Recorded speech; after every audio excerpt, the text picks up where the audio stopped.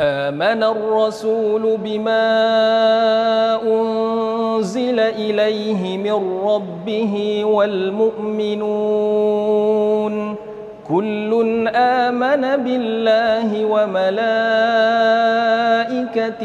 وكتبه ورسله لا نفرق بين أحد من رسله وقالوا سمعنا وأطعنا غفرانك ربنا وإليك المصير.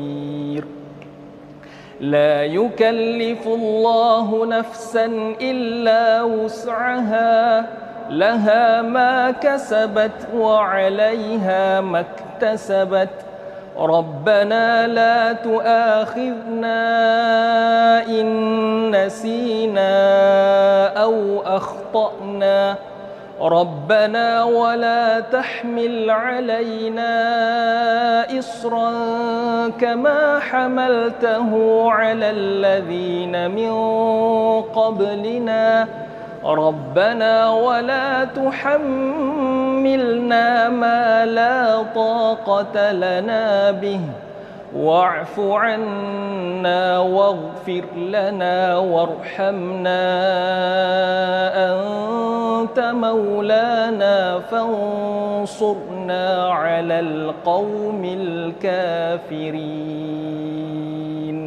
صدق الله العظيم.